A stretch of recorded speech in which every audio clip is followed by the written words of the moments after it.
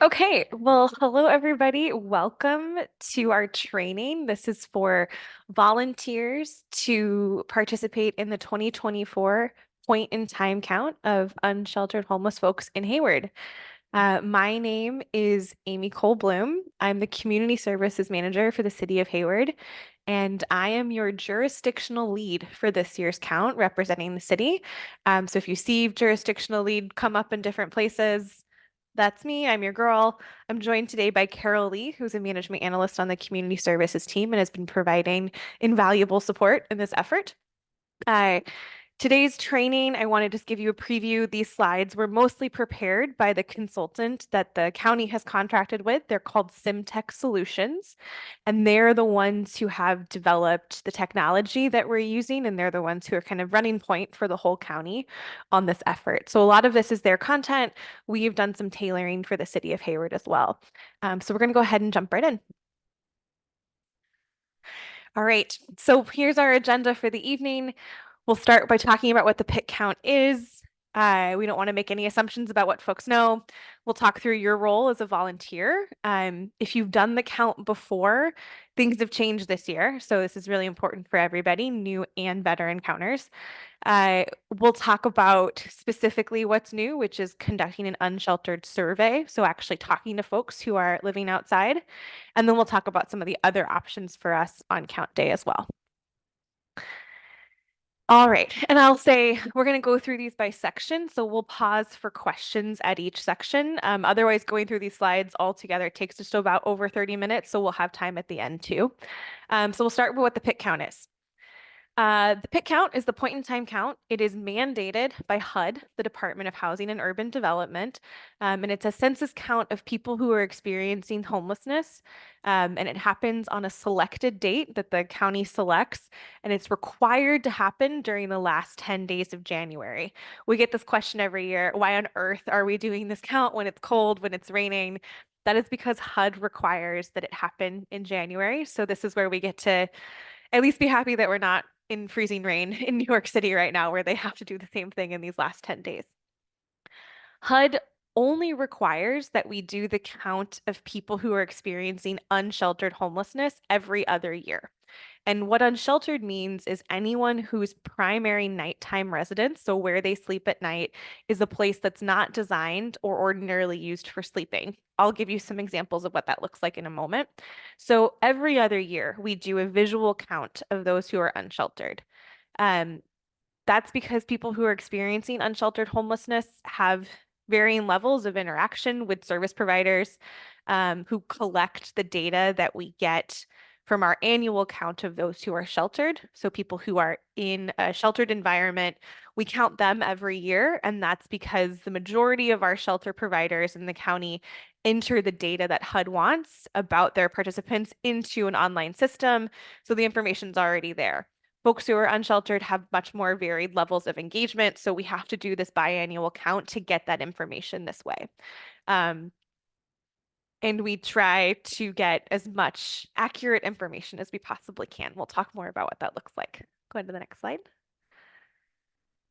So what happens with the data? This is really important. The pit count data provides a snapshot of who's experiencing homelessness in our community. HUD requires us to collect some specific information, demographics, veteran status, how long a person's been homeless, if they have any disabling conditions. And then HUD also allows communities to ask additional questions. So in Alameda County, we get to get more information about folks. We ask about if they have experience with mental illness or substance abuse. We ask about like what their perceived reasons for their homelessness are. So we have a little bit more context as well.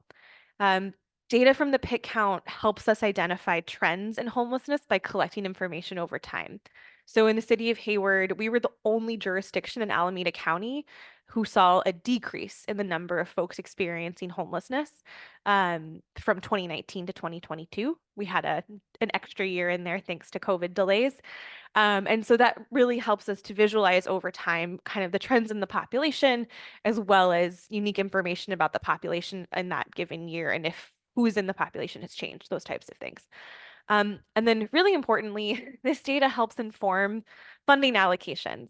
So it's important to get an accurate count because some calculations for federal and state funding take into account the number of people experiencing homelessness in our region, both in the city of Hayward specifically and in Alameda County. This year, we are doing a count of people experiencing sheltered and unsheltered homelessness. As volunteers, the focus is surveying folks who are unsheltered. So volunteers will canvass some pre-identified census tracts, and you'll be asked to conduct surveys of folks who are unsheltered. The requirements of the PIT count are to count only people who are experiencing literal homelessness. So for the unsheltered count on the right-hand side of the slide there, you see all the different places that are considered unsheltered. You'll notice that this doesn't include people who are doubled up, who are couch surfing, who are in institutional settings, so folks who are in jail, in the hospital. Those aren't counted as part of the unsheltered count. So we just want to be really clear. This is a HUD definition of homelessness. I think a lot of us recognize that folks who are couch surfing or doubled up are housing unstable, and it's worth knowing more about them. But for the purposes of this count, what HUD requires, we're looking at the unsheltered population.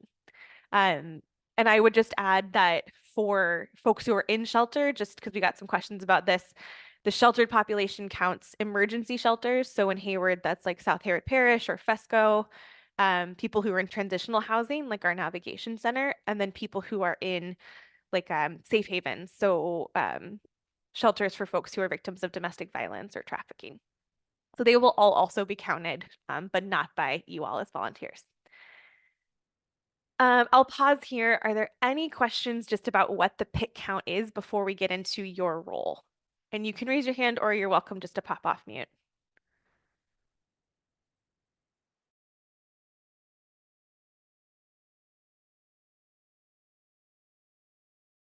Great. Okay, this is secretly just a break for me to drink water. Okay, so your role as a volunteer. I want to just preface this by recognizing that this year's methodology does have an important change, and we are asking volunteers to speak to and engage with folks who are experiencing homelessness who you may encounter on the count. This is a really different approach than previous years. In previous years, volunteers just did an observational count. This year, the county is asking for volunteers to also conduct a survey. And we'll talk more about what that means and what that looks like and how to manage your safety and your level of comfort in a moment. But your role is to interview people who are experiencing unsheltered homelessness using this survey tool that's been community informed, community developed, and approved. And it's all using the Counting Us mobile app, which we'll spend some time talking about as well. City staff, so our team will provide you with information about your assigned location and your teams. People have asked a lot of questions about, do I get to pick who I'm matched with? If you didn't specify it when you signed up, you can still definitely email me, and I've got a list running of who wants to be matched up. So I'll make sure to put you with who you want to be with. And then the people who agree to complete the survey receive a thank you gift. The county is providing gift cards of $10 for Safeway, and the city is supplementing with some warm socks and some snacks. Carol and I had a really good time at Costco today, picking all the tastiest things that we could find. And then if somebody refuses to complete the survey, or if you don't feel comfortable in the situation asking them to complete the survey, whether they are not awake or inaccessible to you, that is totally okay. It is okay if you don't survey every person. You'll still be able to get useful data through either an observation only tally or a vehicle and structure tally. So if someone's in a tent and you can't see and you don't feel comfortable announcing your presence or waking them up, you can still log that tent, and that data is still really valuable to us. Next slide, please. All right. So in terms of what to expect on the count day, these are some of just the more logistics expectations. So please arrive at City Hall by 4:45 a.m. in the morning, bright and early, smiling, excited. No, you don't have to be any of those things. Just be there. That's great. There's parking available across the street from City Hall in the Watkins garage. We've confirmed that there's a 24/7 security guard at the garage, and there will also be security at City Hall. And we've confirmed that they're not doing parking enforcement. So you can park in that garage for more than 4 hours, which is the posted time limit. We will have coffee and breakfast snacks available, so some fruit and some pastries for you to take with you on the road or for you to come back after the count and enjoy. We'll also provide you with safety vests, so some brightly colored vests and some shockingly brightly colored volunteer name tags that identify you. Yeah, Carol's got them. They are vibrant. And so you'll have those to help identify you. You'll also get hard copy printouts that are more zoomed in of the census tract, like where you'll be assigned. That information is also going to be in your Counting Us, your My Count part of the app, but we know that for some folks, just the paper map is helpful. You'll also be given a set of care packages. We have done a lot of pre-work on the city side with our outreach teams and our city staff to identify as many known locations of where folks are sleeping outside in advance of the count. And so those estimates will be used to predict how many people you will be encountering when you go out into your designated spot. So you'll get an estimated number of care packages to go with you. We ask that you please dress for the weather and bring flashlights and headlamps. Since we're getting such an early start, it'll be dark for the first couple of hours. So that's one of the things we're asking that you bring with you is some sort of light that you're comfortable with. And then we also ask, and I'll go through this in more detail in a moment, but that you have the mobile app downloaded either to your phone, or if you want to bring a tablet for a bigger screen, you can do that too. And that you're logged in and you practice logging in before you come to City Hall. So again, please test this before the count. One of the things we're actually really hoping volunteers can do before count day is take a bunch of fake surveys. You can put in as much fake data as you want now. Our consultant's going to clear it all out before the count day, so you don't have to worry about your pretend surveys influencing our numbers. There's a lot of conditional logic in the survey. So if you answer one way, you get the next set of questions. If you answer a different way, you get a different set of questions. Please try to break it. Go through, answer a whole bunch of different ways and see if the next questions make sense. If they don't, let me know ASAP and I'll work with the consultant. So, and this also helps familiarize you with the types of questions you'll be asking. The app, as I said, will have all of your assignment information in it, including where you're counting and who's on your team. And I'll also be sending you that in advance. Some other expectations of you, again, please arrive on time for 45. The rest of these expectations are really kind of thinking more about once you're out in the field. So we ask that you ask for consent to conduct the pit count survey when you're talking to folks. The app has a bit of a script in it, so it gives you language to introduce yourself, introduce what you're doing there. We ask that you be friendly and respect people's time and really just try and treat this as a conversation that you're having with people, that it's not so much transactional, but a moment for them to kind of share their story. We also ask that you be respectful of people's space as well as their identities. So we're not taking videos or pictures. You're welcome to take videos and pictures while you're at City Hall getting your stuff together. I'll be whatever selfie you want. I'm sure you want those. But once you're out in the field, we ask, please don't take video or photos of the folks who are outside, and be respectful of their space. So we're not unzipping tents. We're not moving anyone's stuff. The questions were designed by a group of community members, including folks with lived experience. So they were really thoughtful in the way the questions were written. Please ask them as they were written. Don't resist the urge to paraphrase. And then also don't assume that you know the answer. If someone's not answering, or if you can't get the answer from them for whatever reason, don't guess. Just leave it blank. And remember that a person can refuse to answer any of the questions for any reason. And then please don't offer anything that you can't provide. You'll see screenshots of this and you'll see it when you practice in the app, but the survey, before you hit the final submit button, will have a little open-ended section where you can add notes.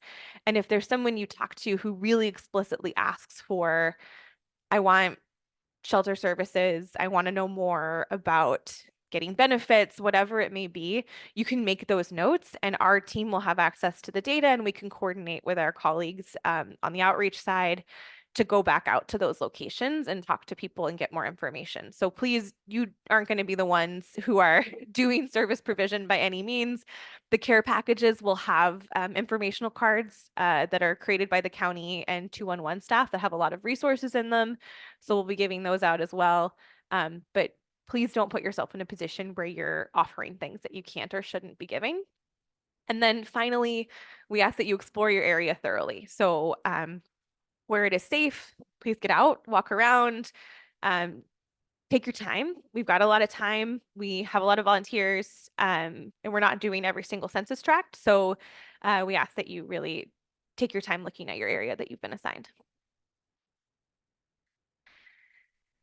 So the same group that helped develop the survey tool also gave us some really good feedback and things to think about in terms of bringing cultural humility and a trauma-informed approach to doing the survey work.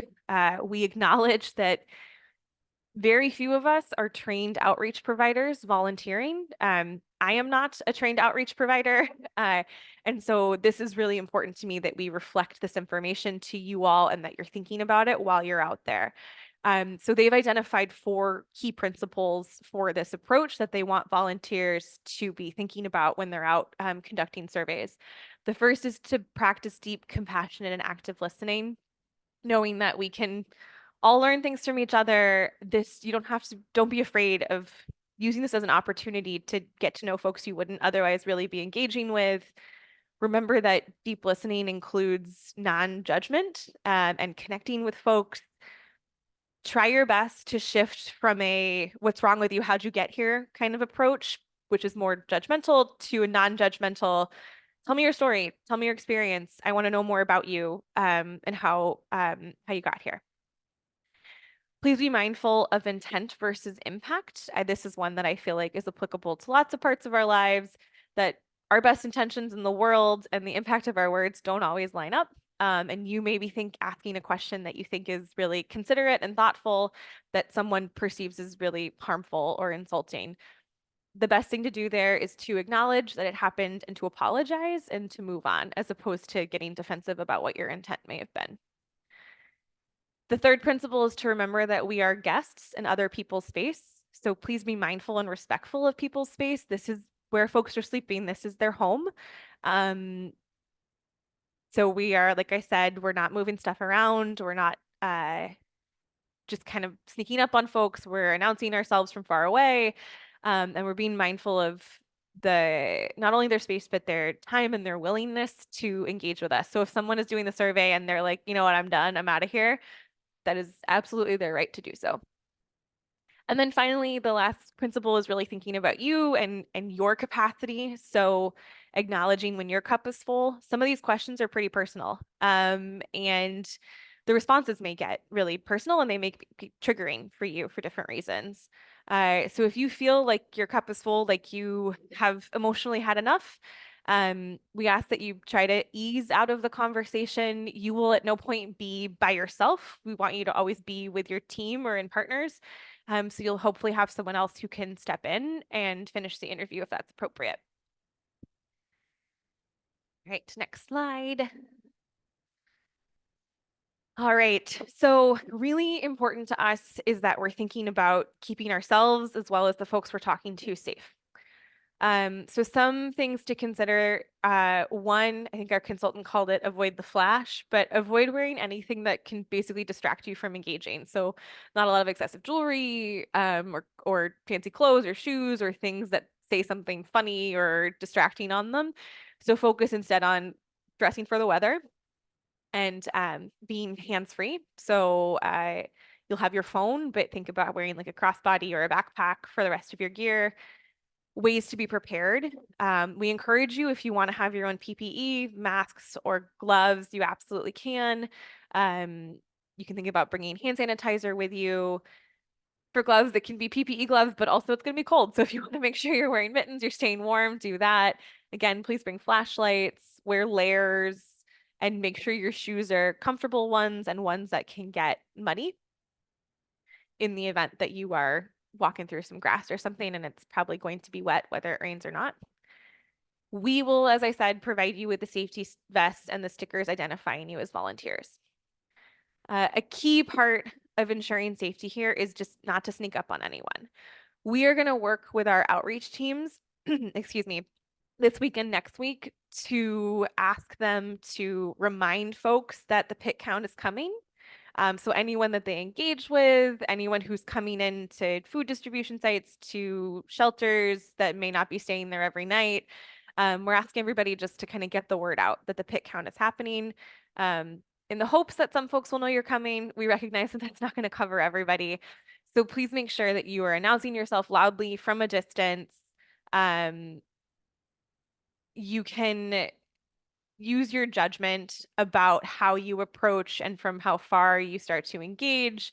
The example here is that if you think someone is in a car, you can tap on the hood as opposed to the window, give some folks space and room to see you and process you. Please do not, under any circumstances, unzip tents or move items. Like if folks have a shelter that they've built up with pallets or whatever, don't move those pallets. Ask from afar if you can talk. If you are serving folks who are camping out near a highway on or off ramp, so we've got some instances where people are kind of nestled in clover leaves getting onto 880, for example, or kind of in some like just like medians adjacent to on ramps. Please use caution about where you park your vehicle, where you get out of your vehicle. And know that with all of these examples, if you don't feel safe for whatever reason, trying to talk to a person, that again is okay. For context, I think the return rate on surveys last count was 10%. So if you're able to talk to 2 out of every 10 people you see, that will be better than last year. All right, next slide. I think right here we'll actually pause for questions. Does anybody have any questions about this piece? The next section we're going to talk about is like how to actually use the app and do the survey and do the observation tallies. Ro, I see you came off mute. Yeah. Go ahead. Well, first of all, I wanted to know how many of us are online here with you? On this particular training, we've got 9 volunteers, but we're doing 4 trainings and we've got 60 something volunteers total. Okay. And then how do we, I mean, will you have stuff on the map, specifically on the map, or stops that we make by address or directions? Because, we may see a group of homeless, but they may not be on our map, or I don't know where the homeless are. Yeah. So I'm concerned about identifying who is homeless. Is it very specific? Yeah, these are great questions. So you'll have a map that specifically lays out the area that you've been assigned. So you'll know to stay within those bounds. I will talk to the consultant to see if there's a way to layer on the work that we've done, the pre-work we've done to identify encampments. Because I agree it can be hard to know where to look. So I'll see if we can get those kind of like pins that are dropped in those locations included on the maps that we get you. Carol, would you make a note of that question? Thank you. In terms of identifying who's homeless, you kind of have to take some context clues into consideration. I think when I was going around looking at known locations, it was pretty clear to me when an RV was someone's RV that they used for like road trips, and the RV was an RV that looked like it hadn't moved in a while and someone was living in it. And also, you'll either be assigned with somebody who has lived experience of homelessness or an outreach worker. That's our goal, is to spread people out. If you're not with one of those folks, you'll be put on a census tract where it is either really like less likely that people who are homeless will be there, or there'll be some really clear areas where you won't have to go like really searching hard. Does that make sense? Yeah. So this is Glenn, Rose's husband. Hi. And you had mentioned that we might only expect to have conversations with maybe 2 out of 10 people. That, that's informative for me. But we're actually we're counting those other 8, Yeah. even Yeah. though they won't give us their name or they won't talk to us or they won't unzip their tent. We can, as Yeah. long as we can verify that there is a person there and it meets the definitions that you've given us about being unsheltered, then they get Mhm. counted.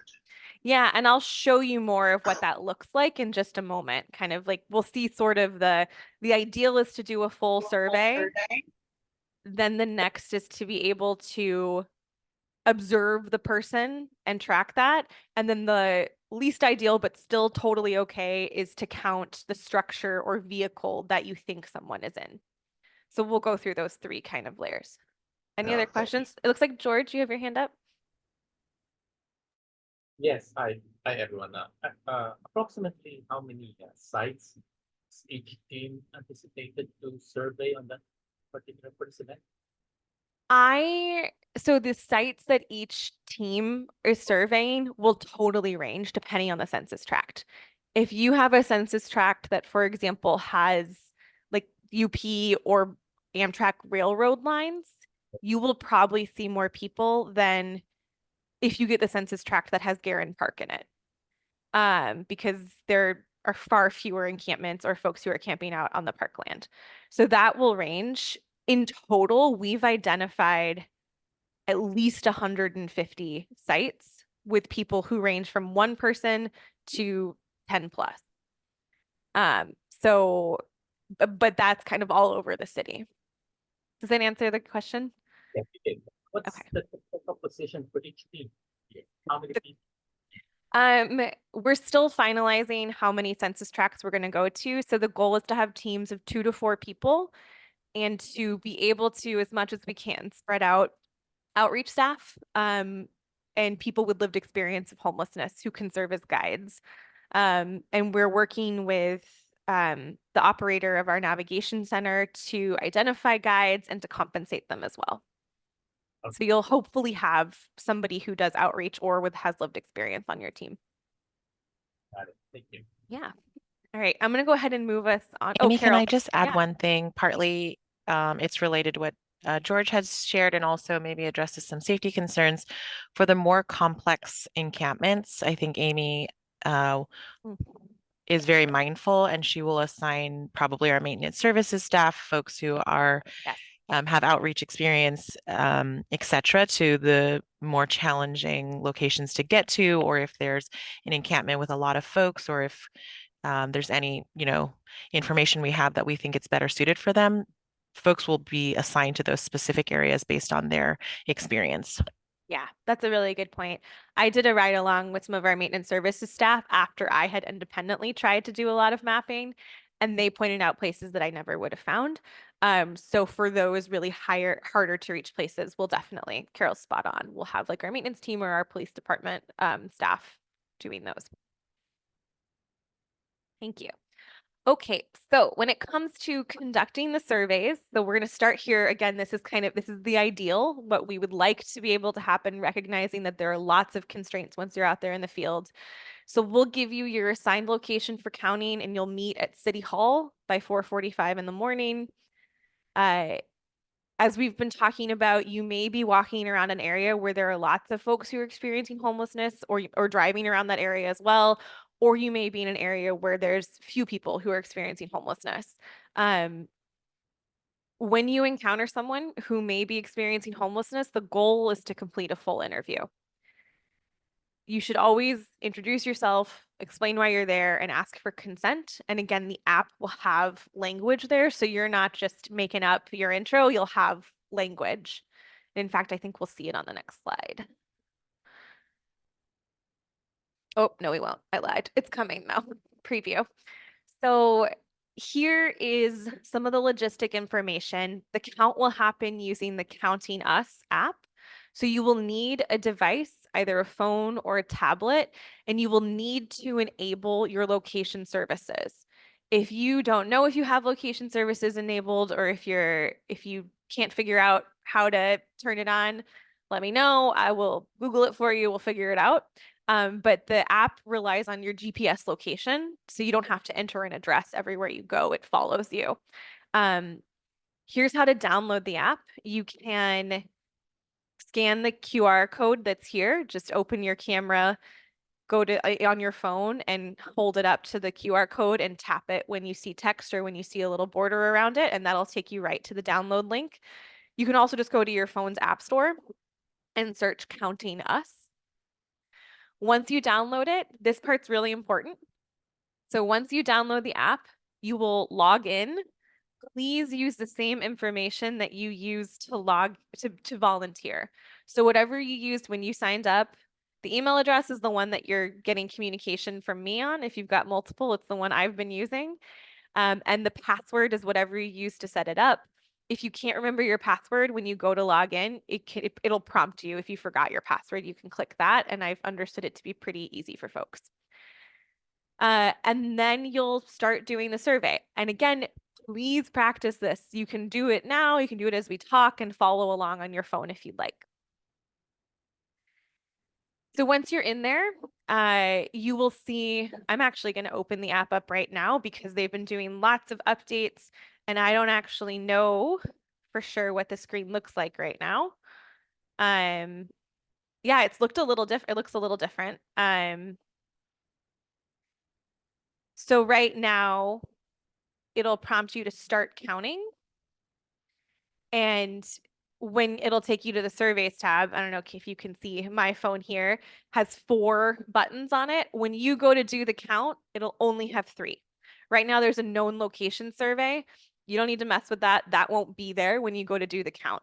You can even see it says in yellow at the top. On mine, it says pre-count mode. So there'll be 3 options: the unsheltered survey, the unsheltered observation tally, and the vehicle structure observation tally. So we're going to go through each of those now. We're starting with the unsheltered survey, and this will be the most amount of time that we spend. Just as a heads up, and I'll put it in the chat as well, there is a website that the county and a consultant have developed that has a lot of the slides that we're going over today, which I'll send to you as well. But it has videos where people have done pretend like mock interviews. There's also training videos if you need a refresher on how to use the app, that kind of thing. That's all on there. So I just put that link in the chat and you can review those resources if you want to know more. So once you get to the app, you will log in. Again, please use the info that you use to register to be a volunteer. It'll say get started. Mine looks a little different than that. Mine said, told me to select the 2024 pit count for Alameda. That may look different on the count day, but it'll prompt you basically to get started or pick your count. And then it'll have the surveys pop up. For the unsheltered survey, you tap unsheltered survey. This is fun. I'm going to do it on my phone as we go. It'll ask you to select a language. So if you speak Spanish, you have the option to choose to do the survey in Spanish if it's a Spanish speaking person that you're surveying. So you'll do that, and then you'll select if it's an individual or a household. Household really matters when you have adults and children who are camping together. So or who are unsheltered together, if you find a car and it has a mother and child in it, you would select it as a household, and you'll get questions that are specific to that household, and it'll give you multiple surveys that get connected. So that's really important. So then once you do that, you can go ahead to the next slide. It will prompt you to ensure that your location is correct. So right now I'm looking at mine. This location is correct. It's got my home. So I'm going to make some fake data for Oakland. But you will ensure that your location's correct. If it doesn't look right, you can use your fingers to move the map around to get to a more accurate spot. Again, this is why you need your location service is enabled. So if you practice this and you can't get it to know where you are, or if it's prompting you to let it have access, you're going to have to do that. If you're in a place, I mean, I drove all over Hayward and never had issues with the map working, but if you're in a dead zone where you can't get the GPS to work, at the bottom of the screen, it says enter address, so you can manually add where you are. But if you do that, please be as specific as possible and include city and state. So you'll hit next step once you confirm the location, and then it'll come up with the text for you to introduce yourself. Hello, my name's Amy, and I'm a volunteer for local outreach. We're surveying to understand homelessness in our community and better improve programs. If you participate, your responses will be kept confidential. You can skip any question, and your answers will not affect your eligibility for compensation or services. The information won't be shared with anyone outside of our team. I need to read each question all the way through. Can I have about 10 minutes of your time? I just sped through that. You can be more like a human and less like a robot when you do it.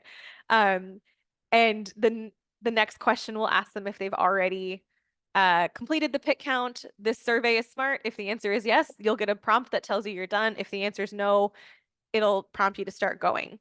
The next question you'll get is sleeping location. This is how we verify that their location's really unsheltered. I think for most of the folks you're talking to, that will make sense. Then we go into personal information. And you can kind of like scroll through all of this. The personal information, all of these responses, again, need to be self-reported from the person you're talking to. You may think pretty certainly that this person identifies as a male. If they don't tell you that, you have to say declines to answer. The only instance where we're okay with you guessing is age. And we'll talk a little bit more about that. I think actually I can hit on it here. You have options for age to ask the person for you'll ask for their name and date of birth. Name is just to kind of help protect us from duplications. You can go back one slide, Carol. I'm going kind of out of order, sorry. I got distracted by actually doing it on my phone.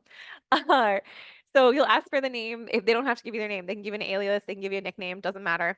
Date of birth, if they don't want to share that, you can ask for their age instead. And if they don't want to share that, you can ask for a range. If they still don't want to share that, you can use your best judgment to guess age. HUD really wants the age data to be able to get a good representation of households and individuals to reflect the younger population, so 25 and younger, and then our older adult population. All of the responses, as I said, have to, other than age, need to be what the folks tell you. Next slide, please. From here, the questions are start to get pretty personal. When you're surveying folks, please be aware of the volume of your voice to ensure privacy if there are other people around. And remember that they can decline to respond and still receive the care package at the end. Some questions will have follow-ups. That's why it's good to practice to see what the follow-ups are. And one of the things that I forgot about and was just reminded as I was practicing is that you just have to keep scrolling. There won't be a next button. You just have to scroll and scroll through the survey, and the questions will keep appearing at the bottom. So if you're not scrolling, you're not going to see them. And I think from a user experience perspective, it might be easy to hit submit because you don't realize there are more questions. So make sure you keep scrolling all the way. Once you get to the end, this is where you have the opportunity to add notes. If the person didn't identify themselves and didn't like really fill out a lot of information, this is more relevant to the observation than the actual survey, because with the survey, you've hopefully talked to them a bit, but you can describe what they look like for outreach workers to come back and engage with them further. And any other information that they want to provide, you can document there. Next, please. One last thing, if anyone that you're talking to, so I think there's lots of examples here, but the easiest way for me to think about it is if you're talking to an individual or a household and everyone is under the age of 25, you will also get these youth addendum questions. If it's a household with an adult and someone under the age of 25, this won't show up. But if you are only talking to folks who are 25 and under, you'll get a few extra questions. And same applies for this. Folks don't have to answer them if they're not comfortable with it. So that's the unsheltered survey side of things. I'm just going to look through my notes to make sure I didn't leave any key pieces off. One other piece, so as I said, you're scrolling, you'll get to the end. There's no more questions. There's no more things popping up. You can submit the survey. If you're in a dead zone or your internet connection is poor, you can save it as a draft and the data you've entered won't be lost. So you can then, when you're back at City Hall or when you're in a place with a better signal, you can go through and submit all of your draft surveys too. I'm going to go ahead and keep moving us through these next two, and then we'll stop and talk about the mobile app and those questions you have. So this is talking about conducting the observation only, and then the car, RV, and structure tallies. So for the observation only, it starts exactly the same. You log in, you get started, and you select a different survey. You select the one that says unsheltered observation tally. It'll prompt you to say if it's an individual or a household, and it'll also prompt you to ensure that your location is correct in the same way. It'll pop up with this text that says survey data is an integral to a successful pit count. Observation should only be completed if a full survey isn't a viable option. And it'll ask you to say why you're not doing the survey. So if it's the person sleeping, they're incoherent, you have safety concerns, there's a language barrier, the person declined, you're out of time, or some other option. So those are the circumstances in which we do the observational tally. You can see the person. Maybe you can even engage with them, but either you don't feel safe or they don't want to do a survey because they're asleep or whatever. Then you would select the observation only. The observation only asks for age range, gender, and race information. In some cases, depending on who's on your team, an outreach worker may know the person and may know this information about them. And in that case, they can put it in. But if you are just wild guessing, we ask that you just guess on the age and don't put up the other information.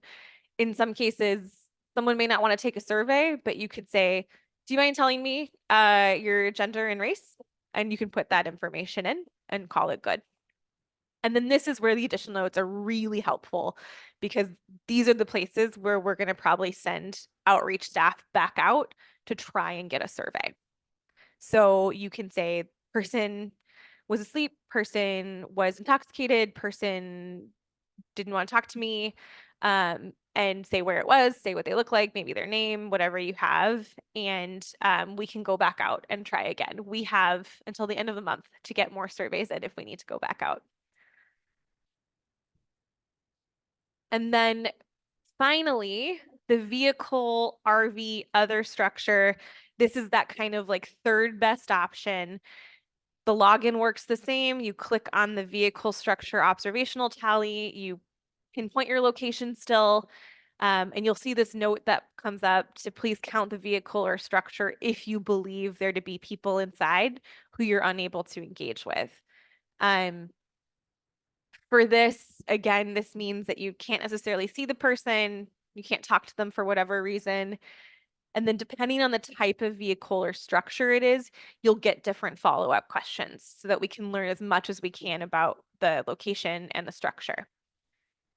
The last question is going to ask you to say why you think it should be counted. So I think, Ro, one of your questions was about identifying folks and how to know.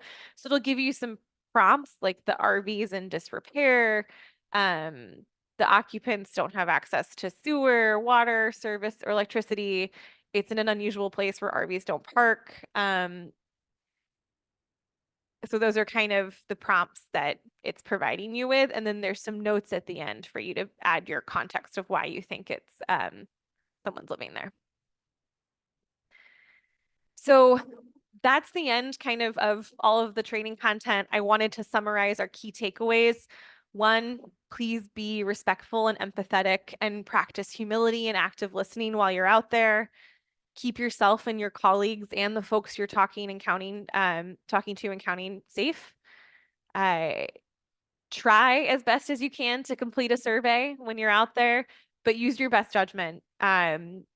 If you don't feel safe, if for whatever reason you can't complete a survey, you can't do the full conversation with someone, use that observational survey if you can see them, use the vehicle or structure tally if you can think someone is sleeping in that tent, you think someone's sleeping in that car, you can log it there. And finally, explore your assigned area thoroughly. get out of the car when it's safe, walk around. Please stay together as a team or in pairs. So you'll be in teams of probably 3 to 4 folks. So stay in that group of 3, or you can split up in pairs if you've got 4. But please stay in contact as well. The last slide here has my contact information on it. This is my desk line. I will be sending you my personal cell phone number as well. I didn't put it on the slides, but I will be sending it out for you to use day of. I'm going to be sort of centrally stationed at City Hall. So if you are having issues while you're out, the tech's not working, your map is wrong, you don't know where to go, whatever, text, call me. I will be problem solving in real time to support you. But in the interim, here's how you get a hold of me before count day. And with that, I think we can probably stop the screen share and see if anybody has any questions, concerns, thoughts.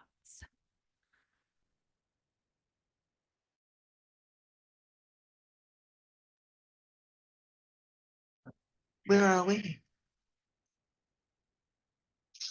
Go ahead, Ro. So looks like I may need a little help getting the app installed. I don't know, Okay. we may should do this offline because I tried to put in the password, but I got an error message saying the email address you entered is already registered and I can't do a password Got for it. it. So do this later, or is there a quick fix? Let's do this later because that sounds Yeah. familiar. I know somebody else has had that problem. I don't remember what the solution was. So Okay. we'll take note of what's happening. And I've got your email address and can follow up specifically with you all. Okay, yeah, mine and Rose are the same. Let me And put a so, note to do that. Yeah. And then I wanted to ask, in approaching somebody, trying to get them to cooperate, there's a little script that you showed us, introductory script.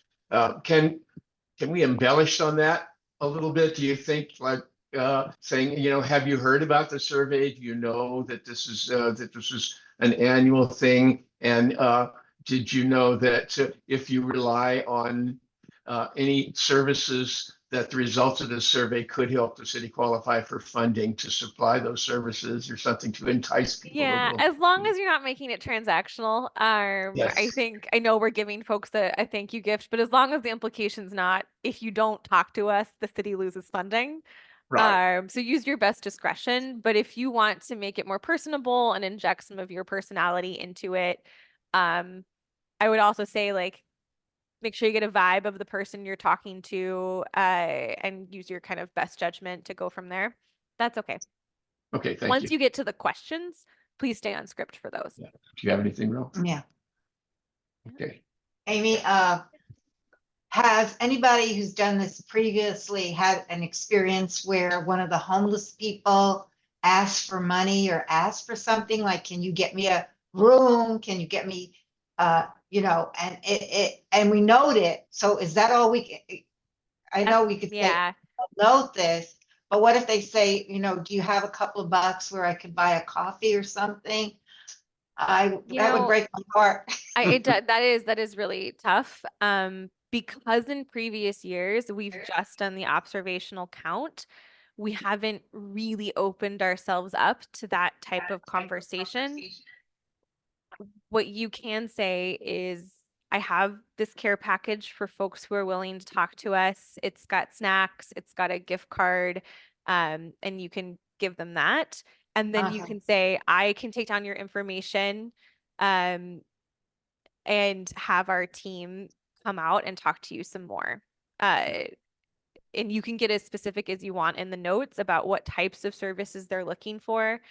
So if someone's like, I want to come inside, but I don't want to go into a dorm, right? I don't want your nav center because I don't want to share space with people, which is completely reasonable. I also don't want to live in a dorm. So you can write that down. This person wants a motel. This person wants an apartment, like that kind of stuff. And that will help our staff come out with some context. Okay. Yeah. Thank you. Hannah, I see your hand is up. Oh, sorry, George and then Hannah. No, we can take a ton of care packages with us when we put the survey. So that in case like the question was if you want we have a few bucks to share with us, so they have these care packages, right? You Yeah, just you'll bring- exactly. You'll have the care packages. Yeah. Okay. And I can guarantee they'll at least have goldfish crackers and Nutella in them. So Nutella bars. Carol and I were like, we're gonna have to sample these to make sure that these are appropriate. Hannah, go ahead. Yeah, just in the notes for hopefully getting someone back there to help them with a motel or whatever we note down. Should we be noting like their name or any other like identifying information besides the location? If they give you their name, yes, we'll also have that in the survey. But if there's anything you want to add context wise, like it's the blue tent by like, like that kind of stuff, you can definitely do that. Any of that will help our outreach staff to pinpoint them better. That's helpful. Okay. And then my other question was given that we're starting so early, I'd imagine a lot of people will probably be sleeping in the first like half of when we're going out. Is there any like strategy for like hitting certain areas in the morning and then like going back? Anything like Yeah, that?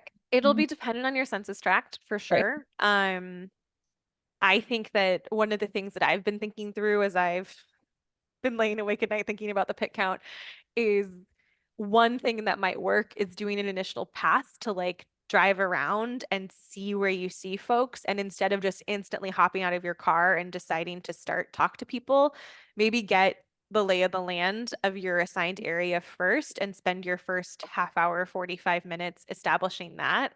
So then that way you can do another pass and start taking your time talking to people and you've given folks the opportunity to sleep in a little more. Mhm. That may be one appropriate strategy. That's helpful. Thank you. Yeah. Commissioner Maction, Daisy. Hey, thank you so much for the training slides. It was very helpful. I feel like I found myself having questions and then it answered later through other slides. So great job. Thank you. I do notice I have a quick question about, so in the thank you gifts, it was mentioned that there will be like a type of resource card already implemented. Is there a way to know like what the resource card is? So like I can, like if they have any questions, I would be like, oh, like there's a card inside and it will refer to X, Y, and Z for it. Yeah, I'd have to search my inbox. I might have an image of it. But while you're hanging out at City Hall and checking in, you can open the gift package up. They're just gonna be in Ziploc bags, so you can open one up and take a look at the card yourself and even like take photos of it. I'll also look and see if I can find a copy of it. 211 creates it, and it's like a small card that's folded with a ton of information on it. Okay, thank you. Commissioner Thurmado. I assume for, non-duplication that since we're working in teams, it would be like one person taking down the information and not two people both counting the same person. Yeah, that's a really good clarification. One person you can take turns, so however you feel comfortable as a team. But yes, please only submit one survey per person counted. That would be tough on the data. Thank you. Yes, Rowan Glenn. I'm thinking, if we approach a encampment or a group of homeless and one of the people is mentally ill and we've seen them walking around the streets and they could be in this encampment and they are yelling or whatever. Do we have a number? Can we call the heart team there and say, hey, there's somebody here in need of mental assistance? So And then do we wait for them to come or, before we can approach the other people or how, I guess you have to just kind of look at the situation, but I think that having someone there who is obviously mentally ill and screaming and stuff, we need to take some action. Yeah, one individual could prevent us from surveying a whole group. Yeah, I understand that. I think so for most of the time that you're going to be out there, the heart team's not actually on staff because of their operating hours. Some of them may be volunteering. on their own time, taking part in the count. If you encounter somebody who is experiencing a mental health crisis and you feel unsafe, you should call 911. Like that is what Heart staff would tell you. That is the approach that we're taking to Heart, that if somebody is experiencing an active crisis and you think that they need care immediately, that is what 911 is for. Hayward's 911 dispatchers, we are doing training and building their familiarity with the Heart program. So that is how, so the Heart is made up of 3 teams. And for instances where someone is experiencing an acute mental health crisis, HMET, which is the county behavioral health clinician and a trained police officer, that's who would be sent out, and they get sent by 911. So if you want to call the Heart team, calling 911 when someone's in an active crisis is how you get the Heart team out there. Mhm. Does that make Has- sense? That makes sense. How has the Heart staff discussed having the Heart team work these hours on that specific day so that the Heart team would be available? And it, you know, that's their purpose is to identify these people and, you know, give them the care they need. So we're out there identifying them. So would that Yeah, be we're talking to possible? each team to figure out what works best with them. There are some really practical considerations about like when staff are actually available, because this is not their normal working hours, and some of them have like actual personal constraints. So we're having those conversations to make sure that they're available. The police department knows we're doing this. The Heart clinicians know that we're doing this. So I can't On give you the alert. like, yes, they're working, but like everybody knows that this is happening. Yeah. Okay. Yeah. Thank you. And I really appreciate you thinking of our Heart team. Any other questions or comments? We are at 6:30 on the dot. I can hang out a little more if anybody wants to chat more, but otherwise I'll be following up with a PDF of the slides that we did tonight.